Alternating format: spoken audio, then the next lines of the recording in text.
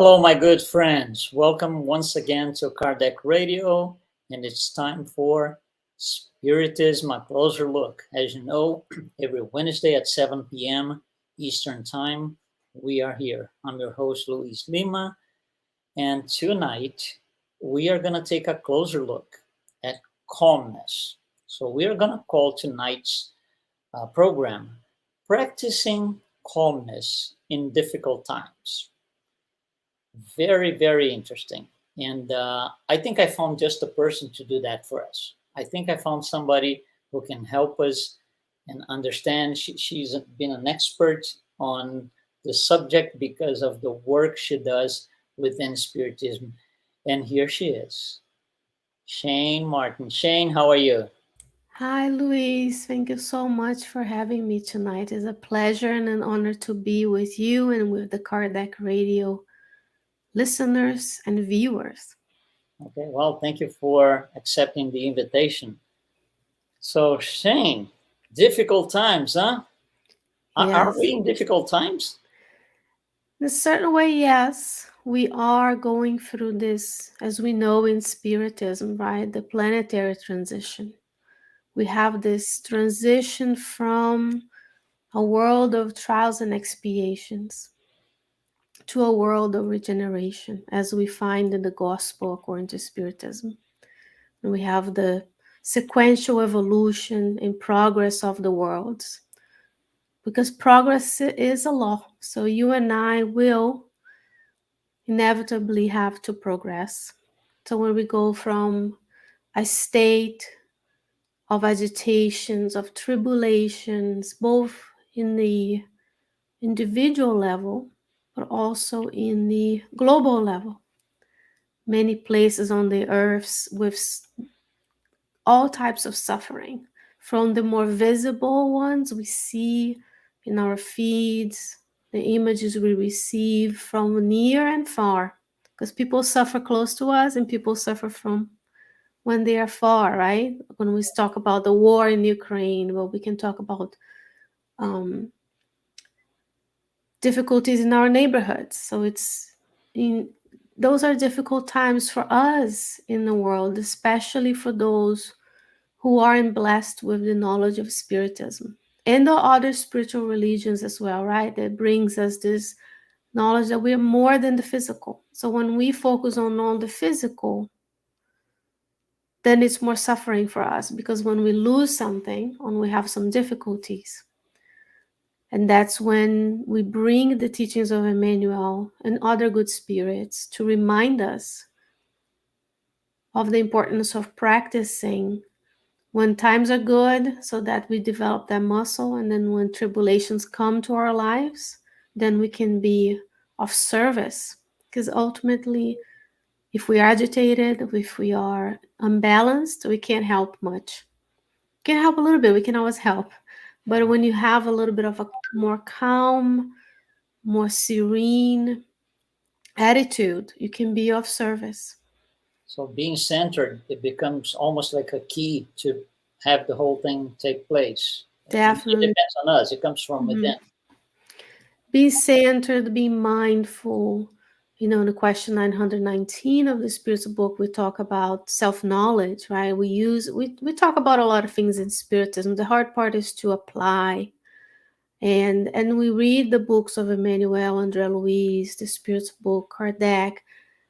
Sometimes it feels like a repetition because they keep pointing at the same thing, but that's because we're still learning. When we were learning how to write, you had to repeat until you're able to be proficient. So there's the effort of learning how to be calm, and as you repeat, it's like a muscle. You go to the gym to become fitter. You have to, if you go one day in 80 years, you're not going to be fit, Yeah, of course. but you have to do it every day. And the same with calmness, with being of service.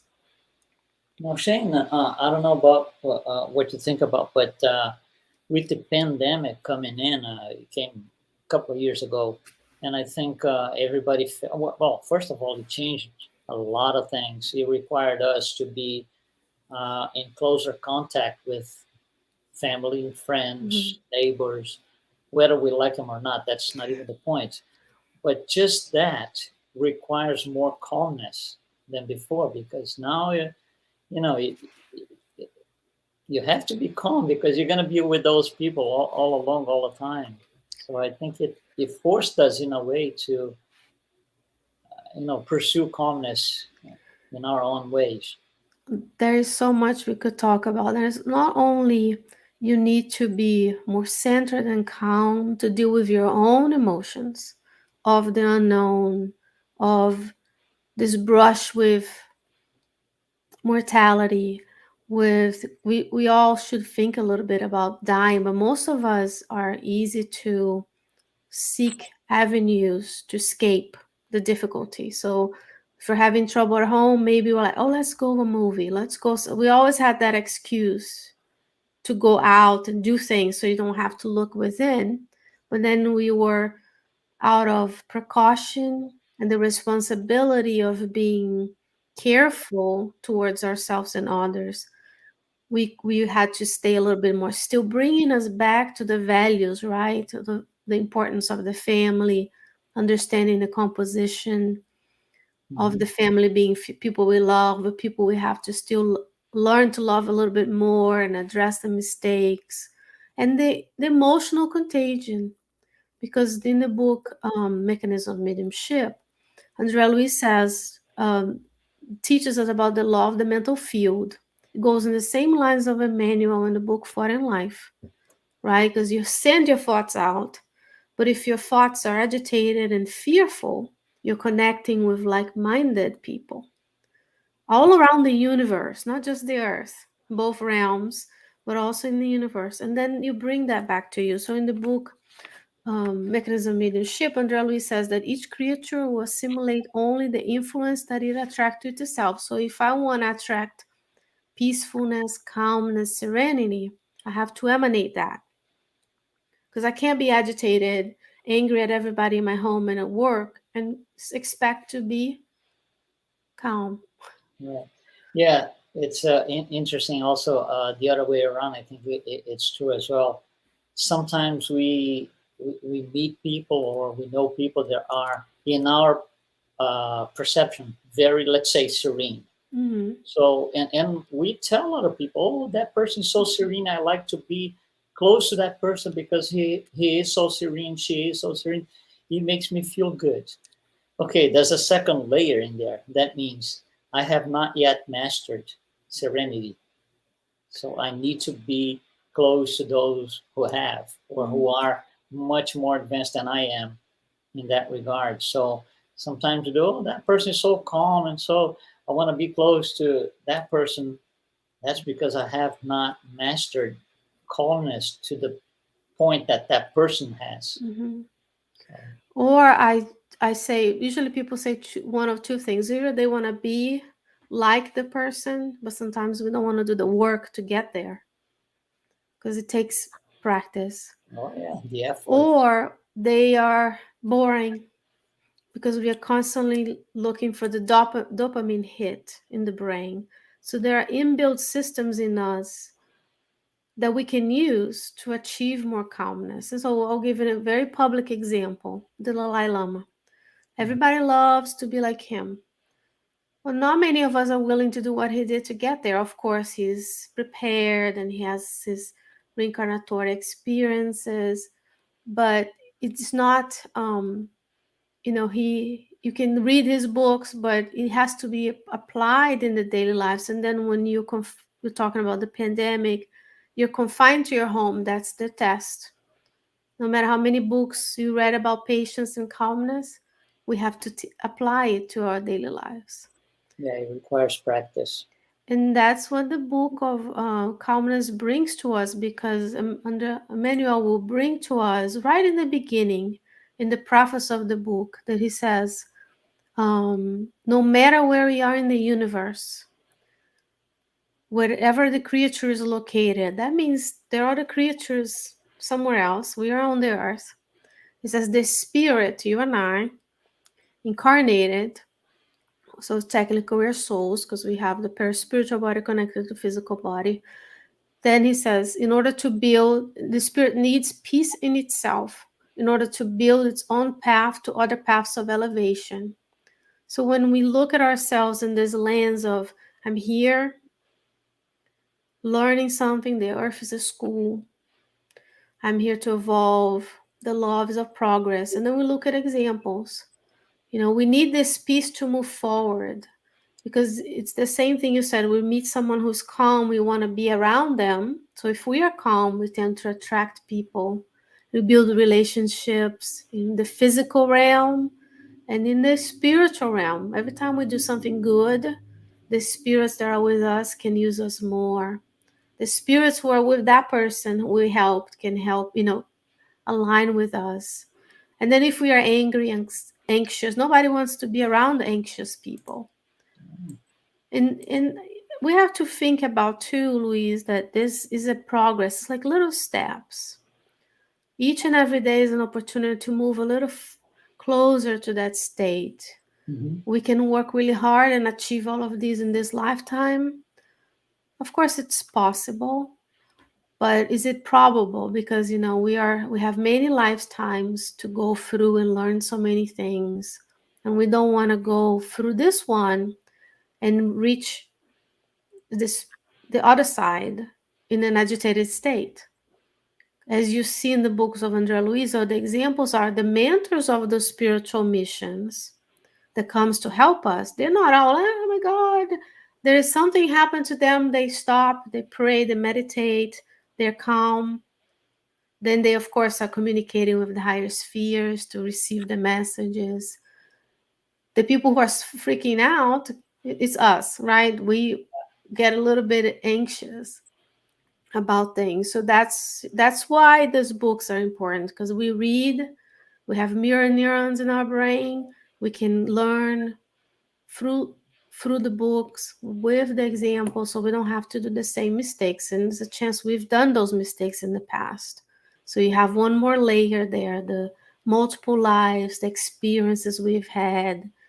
Then there's the family dynamics, the work dynamics, and there's global dynamics such as the pandemic and wars. Right. Yeah, it's but I like one saying, which I think is beautiful. It's from fashion designer Donna Karan. She's Mm-hmm. very famous, and there's one thing she says: it's all about finding the calm in the chaos. Mm-hmm. So if you find it, no matter what's around you, everything's calm. Once you get to get there.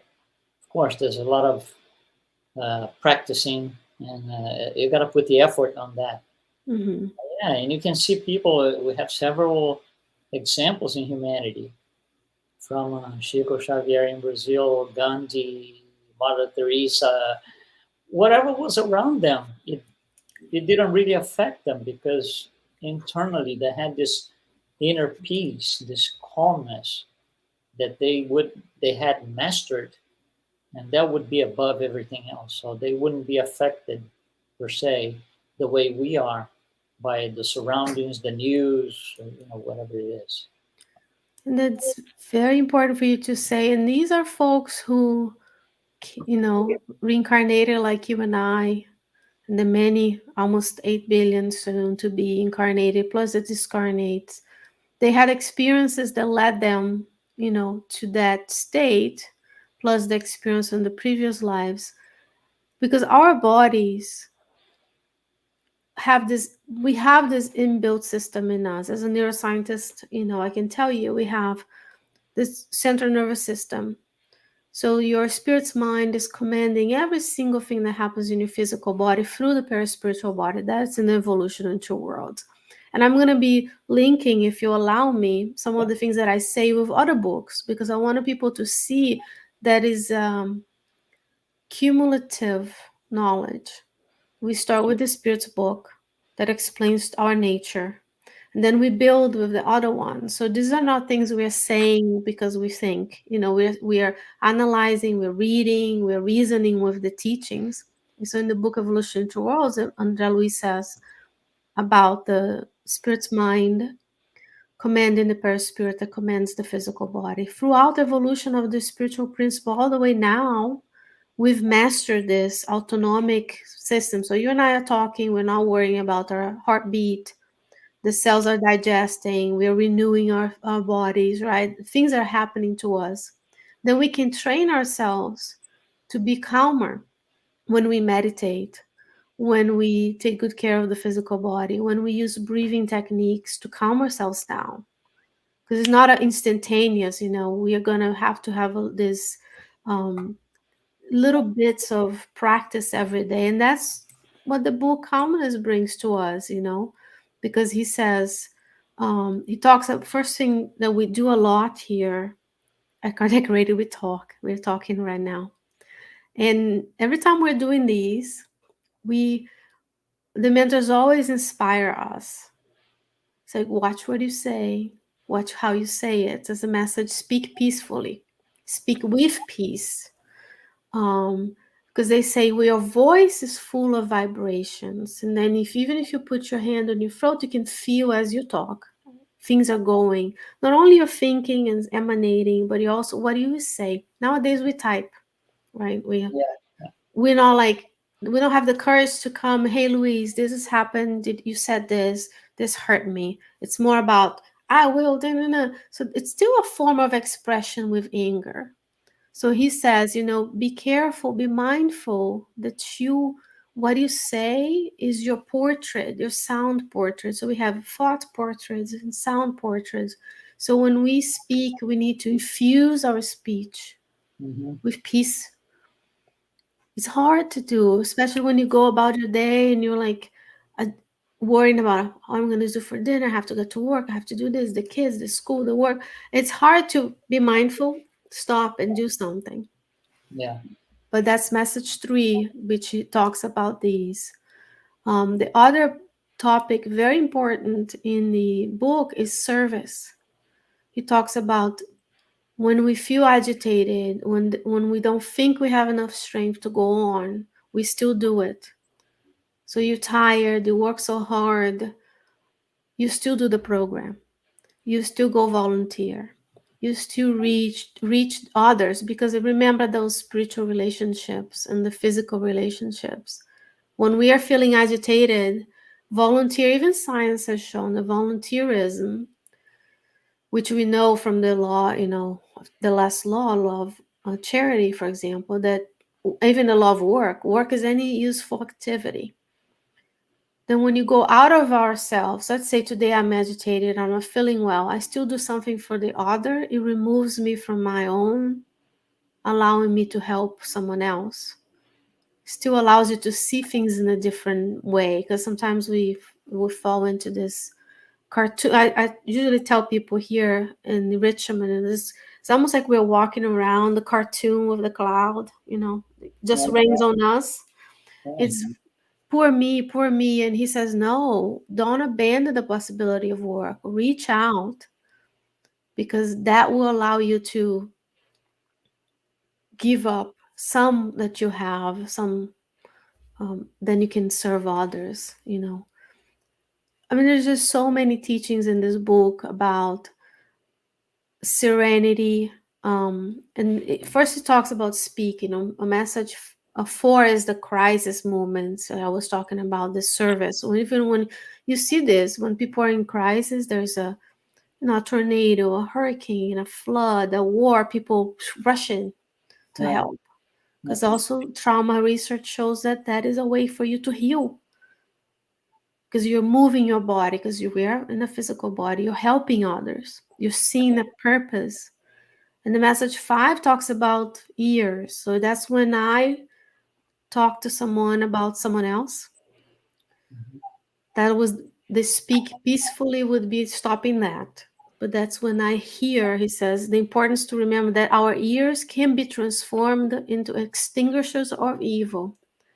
That is when someone comes to me and, oh, did you hear about so and so? And you can stop that chain. And even reverse it and say, that's another practical, because it's beautiful for me to be talking about calmness without giving you the tips. That's what Emmanuel and Andrea Luis says. You can be the extinguisher of evil when you don't pass along that information. that Hmm. first of all, you don't even know if it's the truth, because the truth of that person may not be the truth of the person, the subject of the gossip, right? Right. So that's one thing he says, infuse your speech with calmness. Go serve when you are in crisis and look for help too. That's another important part, because we always visualize ourselves as helping, Yeah. but we have to be humble to receive when we need. And then when I am on social media, and a lot of people, I'll bring it to the social media because that can be exacerbating our anxieties, preventing us from achieving a more peaceful. Of course, we need the social media diet. That's research already shows that you have to trim that. You have to make a better feed and unfollow stuff. You have to stop yourself from using those venues as much. But then when I pass along a news or a post to others that can incite them to be angry, I'm not extinguishing evil. I am kindling the fire. Yeah. Yeah. Yeah. That's true. So this is why we do what we do here at Kardec Radio. And Because there's enough, I don't like the word evil, but there's enough ignorance, because we've been ignorant at some yeah. point in our lives. There's enough ignorance being spread. And that's why Yeah. when we are here, we spread the good. That's true. Yeah. I think the book is fantastic. Every chapter he touches one point, and so when you go through the book and you get the overall picture, at least that happened to me. You want to come back again and start from the first chapter, because now it's going to plug into other things that you've been through as you read the book. So it's one of these books. The more you read, the more you pick up. And you were also talking about Andrea Louise, and Andrea Louise talks a lot throughout his work on health and diseases and illness. So he goes very deep at times. And you were also talking about the Dalai Lama, and there's one thing that the Dalai Lama said that goes hand in hand with what Andrea Louise tells us all the time. So the Dalai Lama said, a calm mind brings inner strength and self-confidence. So that's very important for good health. Yes. So it's exactly what Andrea Louise says, and that's what it is. That lack of calmness will trigger, or might trigger, diseases and illnesses, and it takes us out of center. So we become uncentered, and then, like you said, we can't help. Yeah, when we do trainings, I work in a large hospital as a researcher, but we still have to go through training. And one of the things we learn is de-escalation techniques. Because if you rise to the level of the agitation, when someone is agitated, everybody gets on edge and they start doing things such as getting louder, Hmm. because it does talk on this message 3 about not screaming, the tone of voice, the volume of the voice, but you lower your voice, you are calmer, you're modeling, so that person, you tend, because of the mirror neurons, and we are cultural people, social people, we tend to mirror what the others are doing, so the Hmm. emotional contagion can come around. So if you're calmer, you're going to spread that calmness, and if you're agitated, you're going to spread it. So we learn to do that. And the same thing Andrea Luiz talks about in the book Evolution in Two Worlds, and many of these series is exactly what I had written down before we started, is this where I am today. So let's say we didn't wake up tomorrow, right? Because we have to think about the possibility of not being here tomorrow in the physical, Right, body. right. He talks about a lot about it on this, on the and it's on this parallel with Emmanuel will be message 24. It's called bad mood.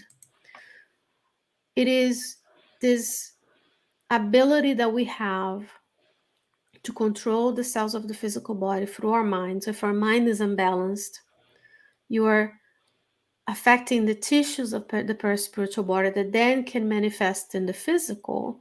In that sense, you can always You have your genes, but your genes are not necessarily your destiny. You can modulate it with the good works that you do.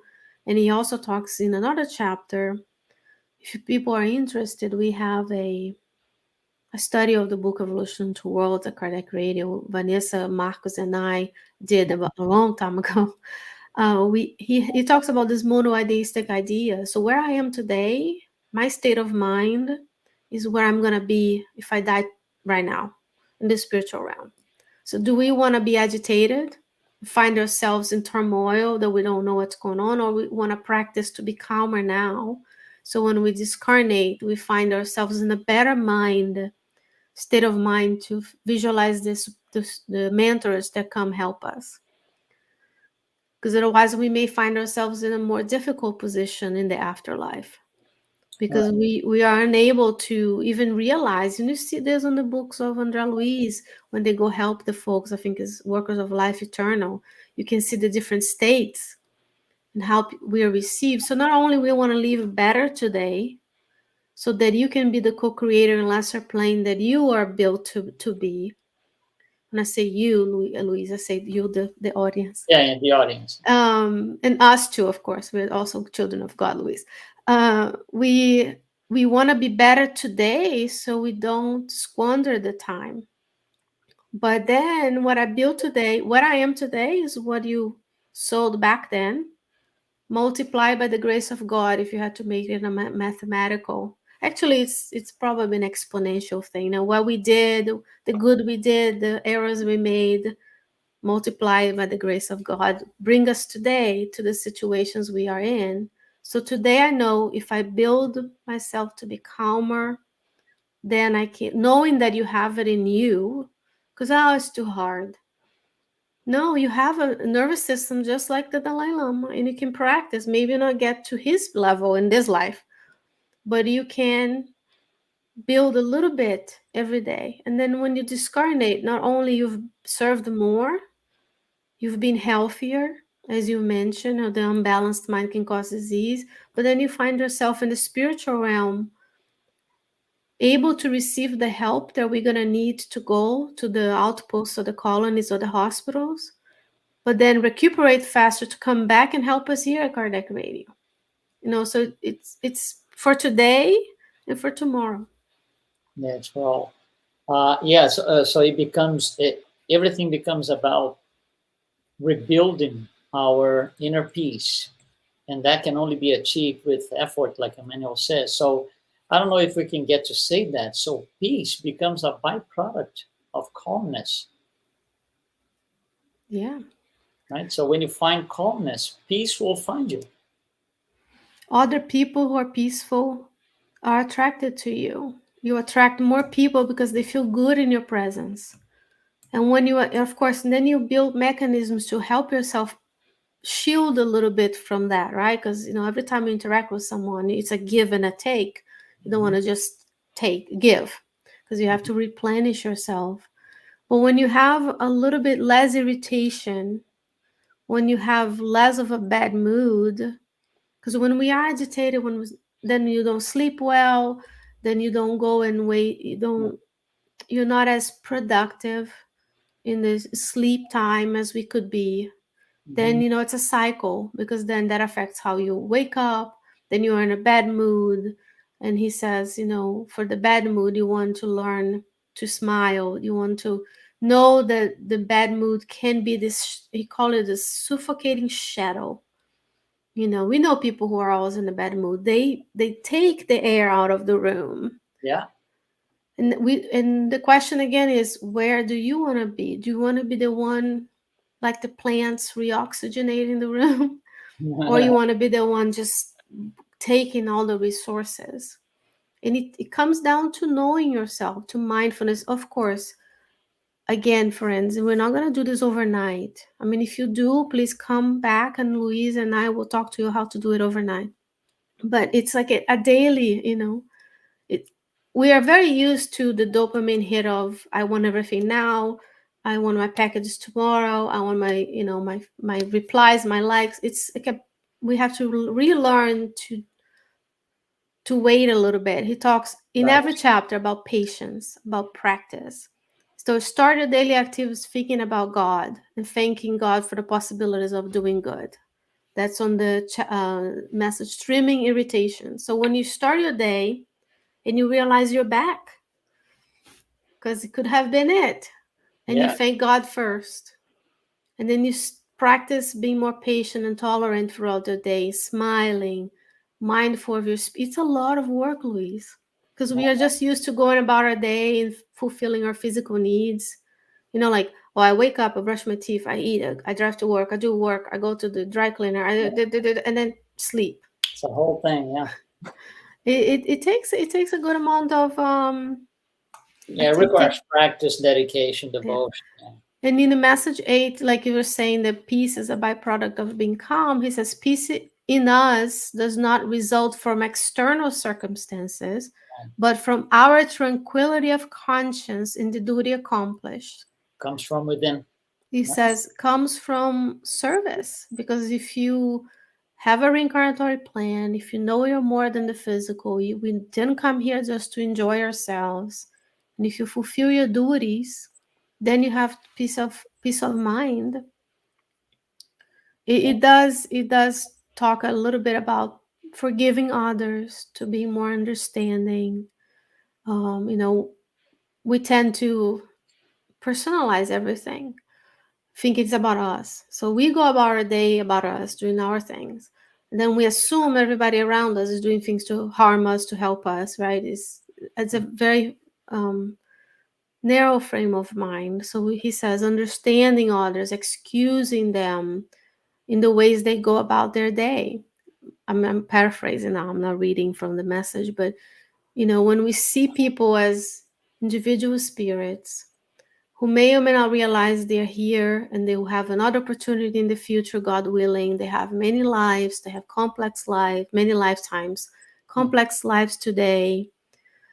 Then we can figure out, oh, they didn't say that necessarily to hurt me, or they didn't cut me in traffic because they hate me. Like little things that we take personally that can upset our calmness.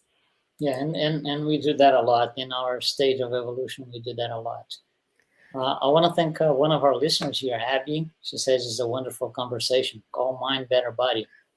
I see her every now and then. She comments on our studies, Abby, and it's a pleasure to see that you're there. And there are so many resources, Louise. Of course, we are here to be looking, into the spiritist literature. We want to bring to the folks the literature that is in English already, of all the resources. Kardec Radio 24/7 on the app, for example. Spiritist Magazine in English, other ones. But also, these books are still yet to be translated. So when we do a study of anything, we are being of service. Oh, yeah. Even if we don't, do it perfect. Of course, it is our interpretation when we read something, we make a comment, and as you said, we read the books and we're like, oh, next week I read it again, then I find a different message Yeah, you pick up more of it. Yeah, that more. is related to what you're Yeah, going through today. yeah. Just on a personal note, because before we wrap up, you were talking. You briefly mentioned breathing techniques, and I started a breathing technique course today, and Wow. it's a 4-week course, and of course it's hard. There's a learning curve to because it's a habit that you acquire, and it's got to be changed to for my own purpose, for my own benefit, and it's difficult, but I decided to do it. So that hopefully I'm on the right track here. So You are. It's breathing is a very interesting thing, because breathing is automatic yeah, in your brain, but you can control it at the same time if you're mindful of it. Many of us don't even think about breathing. yeah, And when you slow your breathing, now you're giving your brain a signal to calm down, to balance the adrenaline that we live on this agitated state. Meditation, exercise, hmm, good nutrition, sleep hygiene, social media hygiene, all of those things can help us. And I don't want to say you, the listener, us, because I'm going to include Luis and I on this one, because we say us, because we're still learning, like you guys are. Then all of that is after those 4 weeks, you can try something else. So there is a little bit of strategy for all of us, from the breathing, even if you just be comfortable with the silence. So if it is a couple of seconds, we don't have to react, we don't have to reply. We can, if we get upset, we can walk away from the situation, excuse ourselves politely. There's so much we can do that this book brings us the mechanism behind it. And always we're gonna suggest that folks look a little bit more into the spiritual literature and find a technique that is available. There is apps, meditation apps you can have on your phone. Right. There are, for us who use like these devices that are fancy, you can have them tap you to breathe every so often. Breathing apps. So there's a lot of things that in the physical realm we have developed to help us, and we should use them all because we are spirits in the body.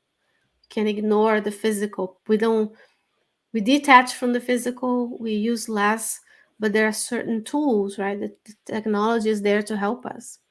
Yeah, like you said several times, one of these tools is Kardec Radio 24/7. Yeah, because listening to us, if you're following us here, just it's there. It's a matter of us, each one of us, deciding to, because it's free will. It's free will. So each one of us going after information, going after studies and presentations like these, talks like these. That was fantastic, Sheyne. I want to thank you so much for the opportunity. For accepting the invitation. And, Kardec Radio is here to serve all of us. So if you're following us here live, we will be back here next Wednesday at 7 p.m. Eastern with another topic. So thank you very much for participating with us. Be well, and we'll see you next